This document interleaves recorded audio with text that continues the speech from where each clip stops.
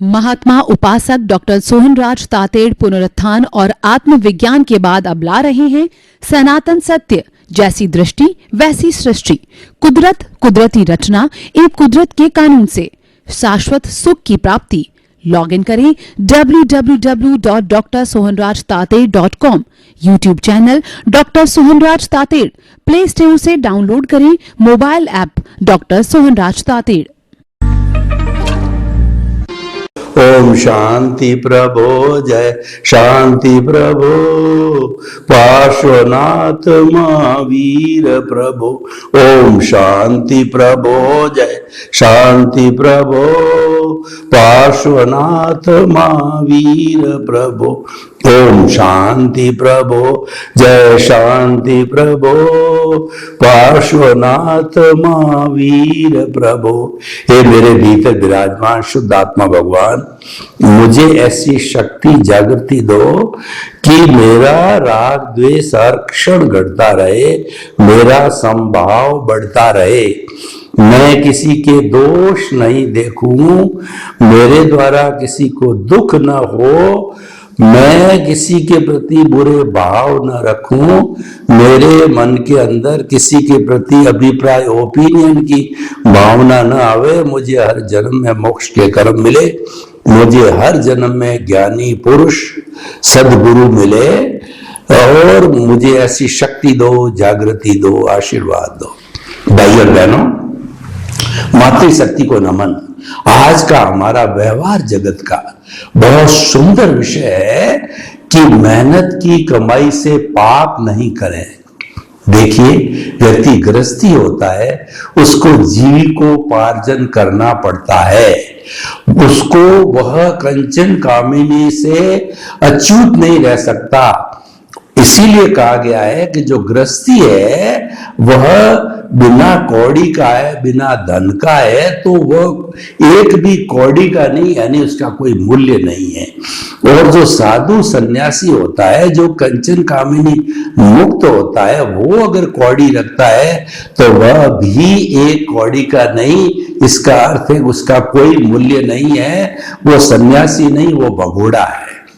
हर एक वस्तु की अपनी अपनी इंपॉर्टेंस होती है, क्योंकि जो ये गृहस्थ जीवन होता है ये तपोवन है। इसके अंदर व्यक्ति को बहुत तपस्या करनी पड़ती है।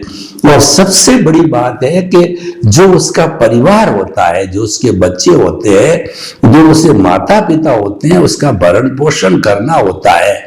भरण पोषण करने के लिए हमको जीविकोपार्जन करना पड़ता है और हमको कमाई करनी पड़ती है।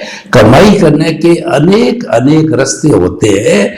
और पुराने जमाने को हम देखें तो खेती बाड़ी की जाती है, और जो है तो उसके बाद के अंदर जो है वो बिजनेस किया जाता है, नौकरी की जाती है। 3 तरह के मेन बड़े बड़े क्लासिफिकेशन हैं। तो व्यक्ति की जैसी चॉइस होती है, जैसा इंटरेस्ट होता है, जैसी क्वालिफिकेशन होती है, जैसी योग्यता होती है, वह व्यक्ति कमाई के साधन में या कमाने लग जाता है। और कमाने वाले व्यक्ति का उद्देश्य यही होता है कि मैं जीविकोपार्जन करूं। तो यहां पर जो है हम पहले नीड और ग्रीड को समझे, यानी पसीने की कमाई के लिए नीड और ग्रीड को समझना बहुत जरूरी है। नीड का अर्थ होता है कि जो हमारे परिवार के लिए बेसिक रिक्वायरमेंट्स है, रोटी, कपड़ा, मकान, शिक्षा, चिकित्सा, वह व्यवस्था तो मिनिमम व्यक्ति को करनी ही चाहिए कि उसको प्रभु से प्रार्थना करनी चाहिए कि साईं इतना दीजिए जा मैं कुटुंब समाए, मैं भी भूखा न रहूं और साधु न भूखा जाए। यानी मुझे मिनिमम तो इतना देना चाहिए कि मैं आराम से अपने परिवार का भरण पोषण कर सकूं, और साथ साथ के अंदर कोई भी मेरे गेस्ट आ जावे, साधु सन्यासी आ जावे, और मेरा कोई भी स्टेट का काम है, सेंटर का काम है, समाज का काम है, और कोई भी मेरा गेस्ट आ जाओ, अतिथि देवो भव, उनका मैं आराम से जो है स्वागत कर सकूं। इतना मुझे अवश्य देना। तो ये जो है मिनिमम रिक्वायरमेंट तो पूर्ति होनी चाहिए, इतनी व्यवस्था करनी चाहिए। ये तो सारी हो गई हमारी नैतिकता की कमी, कमाई और पसीने की कमाई। और देखिए, जहां तक कमाई का प्रश्न होता है, वो मात्र व्यक्ति के पुरुषार्थ से या परिश्रम से ही नहीं आता। मैं आपको उदाहरण दूं कि एक जो खड्डा खोदने वाला व्यक्ति है, वो पूरे 8 घंटे तक खड्डा खोदता रहता है और उसको कुल मिला के 500 या 1000 रुपया एक दिन का मिलता है।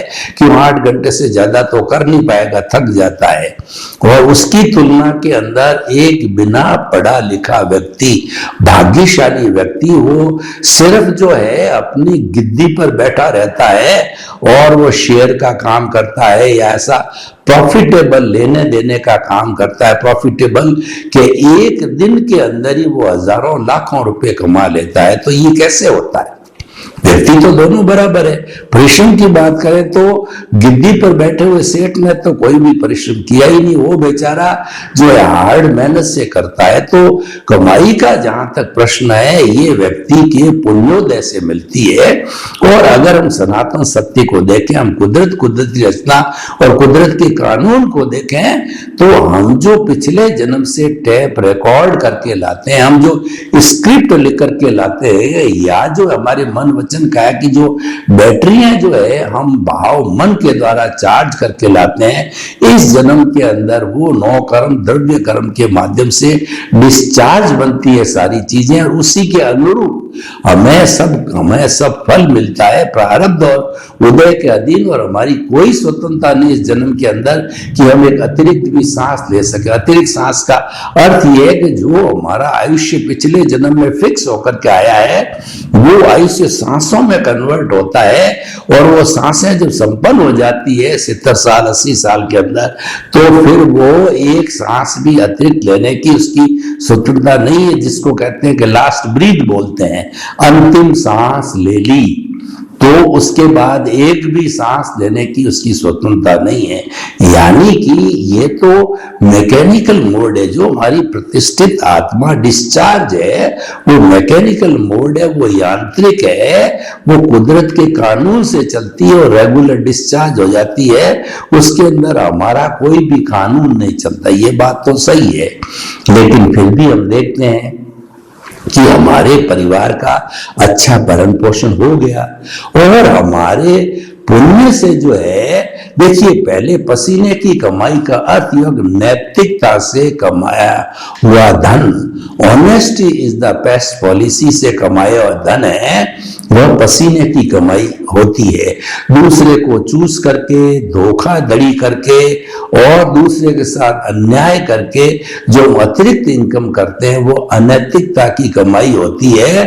वह कमाई जो है वो ज्यादा फलदायक नहीं होती। अनैतिकता की कमाई घर के अंदर अशांति पैदा करती है, कलह हो जाती है, या उसकी संतान लड़ने लग जाती है, या जो संतान होती है वह जो है वो कहना चाहिए हेल्दी नहीं होती है, बीमार हो जाती है और अंगहीन मिल जाती है।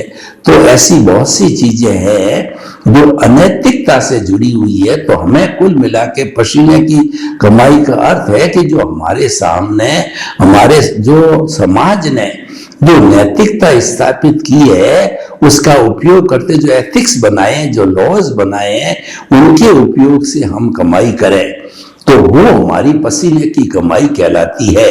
अब आप देखिए, मैं आपको एक उदाहरण दूं कि जो व्यक्ति सिद्धांत से चलता है, नैतिकता से चलता है, उसके कमाई भी अच्छी होती है और वह समाज के अंदर प्रिय व्यक्ति भी हो जाता है और समाज उसको अच्छी नजर से देखता। मैं आपको एक उदाहरण देना चाहता हूं कि 2 दुकानें हैं और दोनों ही पास पास में। एक व्यक्ति ऑनेस्ट व्यक्ति, उसने जो है अपने जो है वो दुकान के ऊपर बोर्ड लगा दिया कि honesty is the best policy. तो वो क्या करता है कि वो लार्ज स्केल पे काम करता, मॉल टाइप काम करता है और सैकड़ों आइटम रखता है। हर एक आइटम पे उसने फिक्स कर दिया कि मुझे 5%, 10%, 15% मेरे को ग्रॉस प्रॉफिट या नेट प्रॉफिट मिलना चाहिए।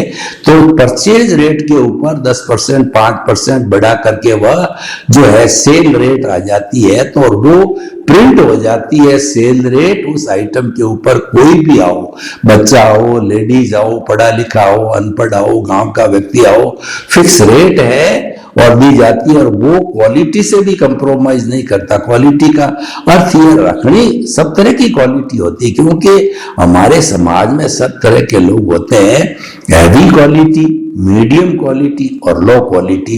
तो रेट भी उसके अनुसार होती है। लेकिन क्या है कि लो क्वालिटी को हाई क्वालिटी कहकर बेचना और हाई क्वालिटी का पैसा लेना, ये बेईमानी है। और जो जैसी हम खरीद करते हैं, जैसी मिलती है प्रोडक्शन से, फैक्ट्रियों से, उसको वैसे कुल मिला के हमने अपना एक नियम बना लिया कि हमको जो है अपने सर्वाइवल के इतना % हमको ग्रॉस या नेट प्रॉफिट मिलना चाहिए।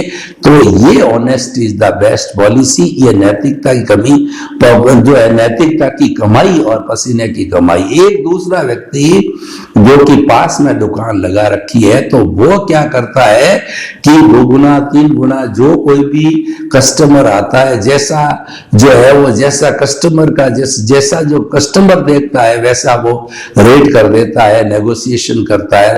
तो हम देखते हैं कि धीरे धीरे जो व्यक्ति वो बहुत ज्यादा मार्जिन करता है, उसकी दुकान पे ग्राहक नहीं जाते, और जिसने सारा रीजनेबल कर रखा है, एक पॉलिसी से चलता है, उसकी दुकान के ऊपर बहुत ज्यादा भीड़ पड़ने लग जाती है कि लोगों को जो है वो नंबर भी नहीं आता है। तो ऐसी स्थिति जो है वह पसीने की कमाई कही जाती है।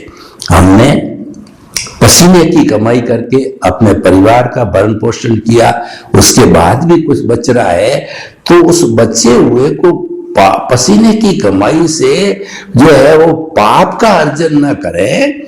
तो अर्थ क्या है कि कई बार व्यक्ति जो है दिमाग वाला नहीं होता है, तो शेष बची हुई कमाई को वो दुर्व्यसनों में डाल देता है। वो क्या करता है, जुआरी बन जाता है और वो लालच करता है कि मेरे पास में 10,000 रुपए बचे हुए हैं मेरा फैमिली का खर्चा निकालने के बाद के अंदर। तो वह जो है वह गेम खेलने लग जाता है, जुआ खेलने लग जाता है। तो जुए के अंदर क्या होता है कि 95% तो लोग लूजर रहते हैं, 5% लोग ही जो मोस्ट लकी होते हैं वो गेनर रहते हैं। तो वो खेलते खेलते जो अपनी पसीने की कमाई, यानी जो बाल बच्चों पे खर्च की जानी थी, परिवार से खर्च वहां कमी आने लग गई और वह जुए के अंदर खेलने लग गया, और जो उसकी लत पड़ गई, आदत हो गई, व्यसन हो गई। एक तो बुरा व्यसन ये हो गया। दूसरा बुरा व्यसन क्या हुआ कि उसने की सोबत खराब हो गई। Man is known by the company keeps.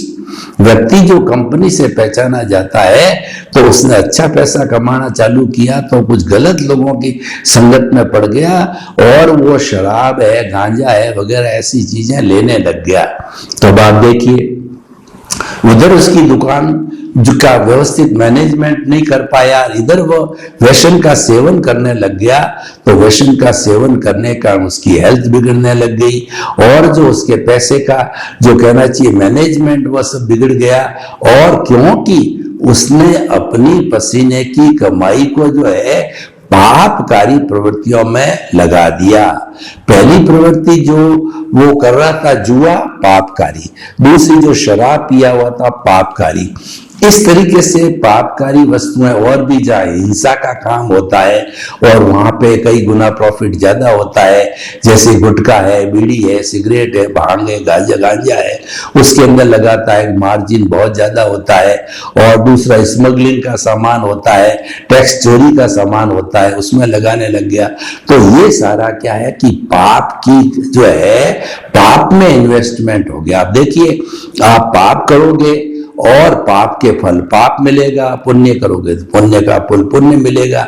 यानी जैसी आप प्रवृत्ति करते हो उसी के अनुसार हमारे जीवन में कॉजेज पड़ते हैं और वो कॉजेज बढ़ करके अगले जन्म में हमको ही भुगतने पड़ते हैं। तो हम आपको इस एपिसोड के माध्यम से जो है वो एक राय देना चाहते हैं कि आपके पास में अतिरिक्त धन है तो उस धन को आप लोक कल्याण, जगत कल्याण, परोपकार और उन लोगों के उपयोग के लिए लगाइए जो कि लूले हैं, लंगड़े हैं, अपाइस है, मूक है, बधिर है, अनाथ है, विधवा है। ऐसे बहुत से लोग हैं समाज में जो कि नीडी है, जिनको आवश्यकता है। आपके पास में धन है तो उसको लगाइए, वो इन्वेस्टमेंट है आपका, उससे आपके पुण्यार्जन होगा और उसकी आपकी वृत्ति अच्छी रहेगी और उसकी आपकी समझ, उसका दिमाग आपका अच्छा रहेगा, आपको दुआएं मिलेगी और लोग आपको समाज में एक अच्छा व्यक्ति करेंगे। आपको सेटिस्फेक्शन होगा कि मैंने देखिए पैसे का सदुपयोग किया है। और जो हम चैरिटी करते हैं वह इन्वेस्टमेंट है, वो वेस्टेज नहीं। ऐसा कभी भी तो नेकी कर दरिया में डाल का अर्थ यह हुआ कि जो पैसा हम चैरिटी में लगाते हैं वो हमारा इन्वेस्टमेंट है, उसका फल हमको आने वाले जन्म में विद इंटरेस्ट मिलने वाला है। क्योंकि ये प्रकृति का नियम है कि जो दूसरों के आंसू पहुंचता उसके ईश्वर आंखों में आंसू आने ही नहीं देते, क्योंकि लोगों का हित और उसका हित है वो एक साथ मिला हुआ है। God help those who help themselves.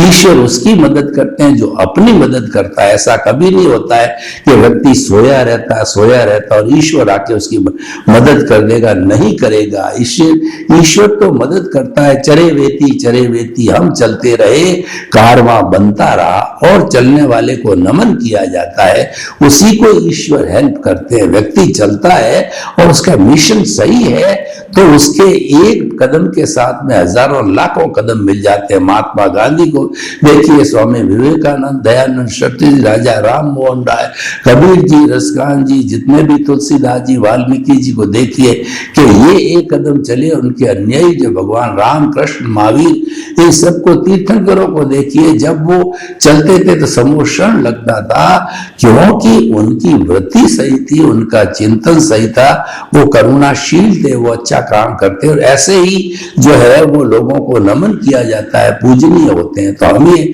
आपको कहना चाहते हैं कि हमें अपने उदय और प्रारब्ध से जो है, हमारे पुण्योदय से अगर हमको भाग्य से लक्ष्मी मिल जाती है, उसका दुरुपयोग नहीं करना चाहिए। जो हम पाप की कमाई है वह दुरुपयोग है, उसके तो रिजल्ट बहुत खराब होते हैं कि पाप की कमाई हमारे वर्तमान में भी देखो वो अशांति पैदा करती है और लोगों के अंदर बदनाम होते हैं कि यह व्यक्ति जुआ खेलता है, यह व्यक्ति अय्याशी है, यह व्यक्ति मिलावट करने वाला है, यह व्यक्ति हिंसा के साधनों से जुड़ा हुआ है। तो हमारी बदनामी होती है।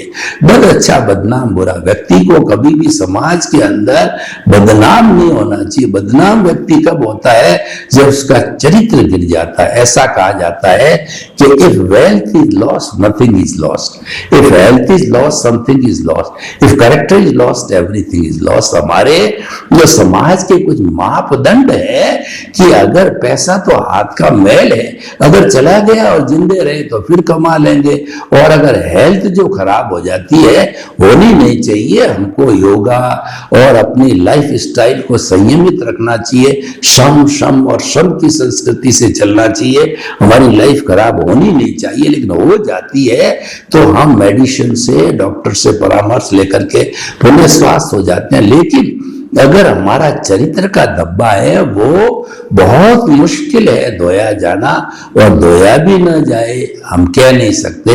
चरित्र पर कभी भी धब्बा नहीं लगाना चाहिए।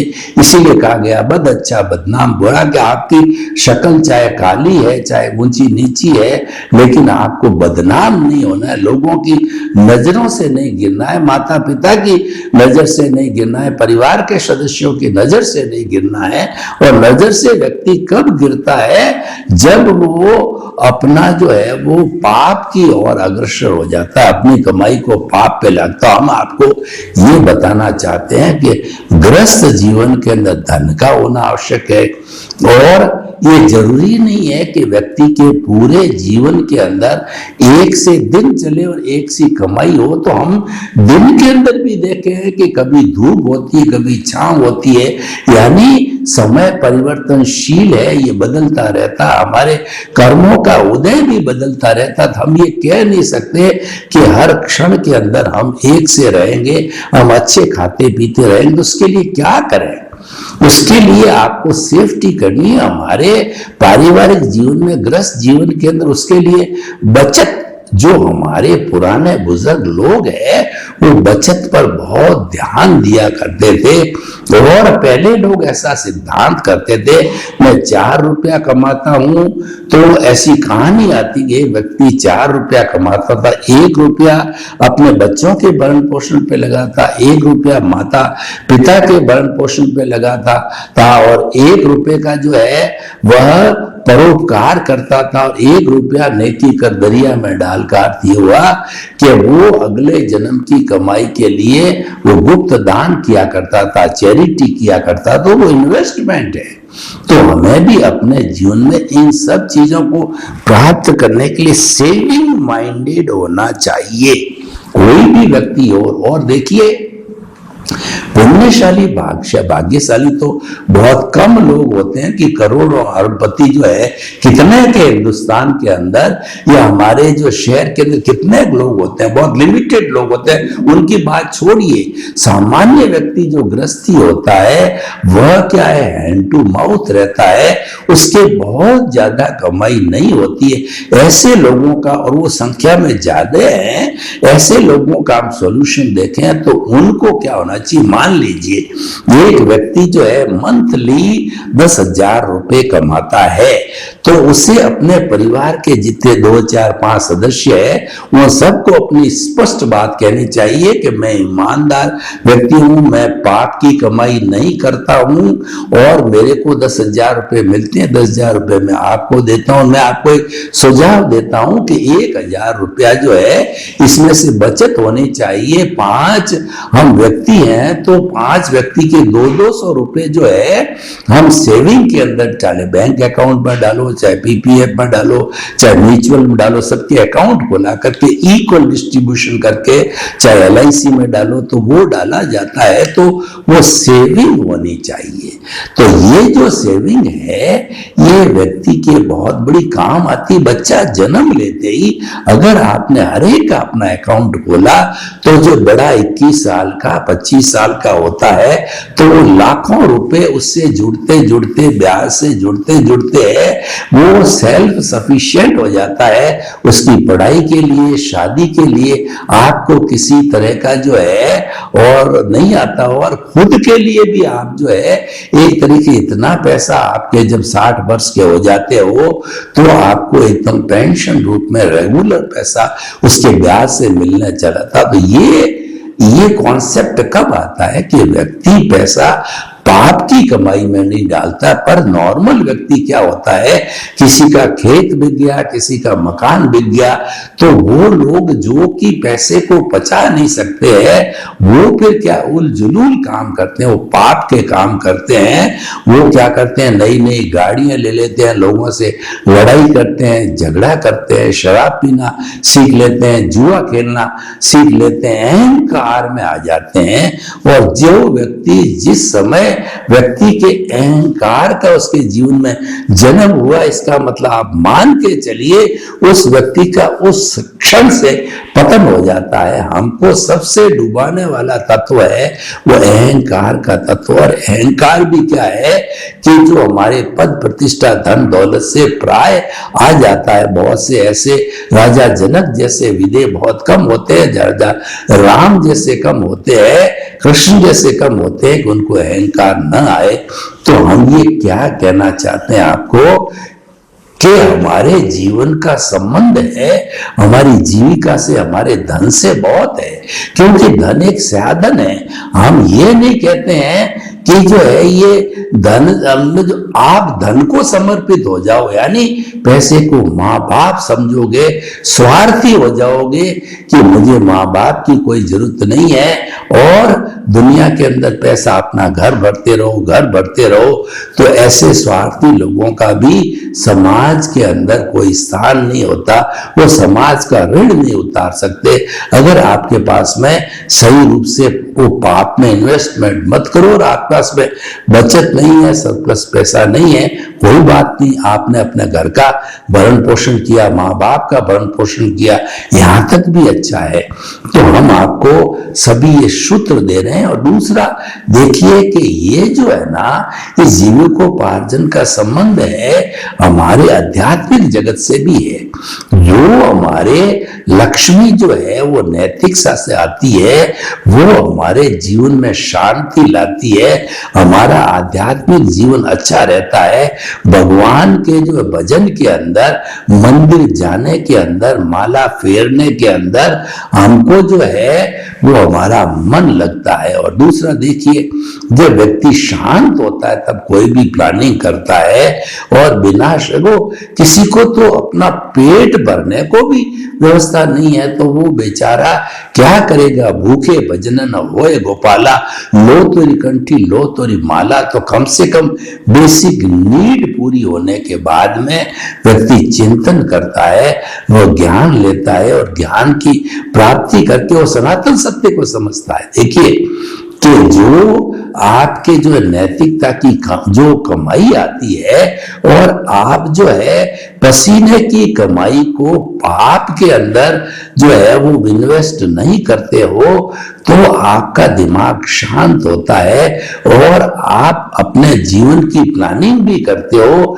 आप भेद विज्ञान करने लग जाते हो, आपको अच्छे गुरु मिल जाते हैं, गुरु मिलके आपको ज्ञान दे देते हैं और ज्ञान दे करके और आपकी सीट आपको अकर्ता बना, आपको एक विशेष ज्ञान मिल जाता है, जीवन का दिग्दर्शन मिल जाता है कि जो कुछ भी तुम कर रहे हो उसके साथ में मैं और मेरा को मत जोड़ो। क्योंकि सनातन सत्य ये कहता है, कुदरत का कानून ये कहता है कि कुदरत ये कहती है इस दुनिया के अंदर कोई भी कर्ता न तो है न कोई कर्ता बन सकता है। कर्ता तो व्यवस्थित शक्ति है, उसको कोई भी दूसरी जो है कर्ता नहीं हो सकती है। उसी का विधान चलता है, उसी का कानून चलता है और उसके कानून से हमारा जीवन नियंत्रित होता है। तो हमेशा आप अपनी जितनी भी कमाई उसको पाप के कार्यों में इन्वेस्ट नहीं करें। सर्वे भवन्तु सुखिनः सर्वे सन्तु निरामया। लोग के सब जीवों को सुख मिले, शांति मिले, आनंद मिले, प्रेम मिले, सौहार्द मिले और सबको एक अच्छी दृष्टि मिले आपके प्रति मंगल भावना।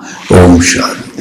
महात्मा उपासक डॉक्टर सोहनराज तातेड़ पुनरुत्थान और आत्मविज्ञान के बाद अब ला रहे हैं सनातन सत्य, जैसी दृष्टि वैसी सृष्टि, कुदरत कुदरती रचना एवं कुदरत के कानून से शाश्वत सुख की प्राप्ति।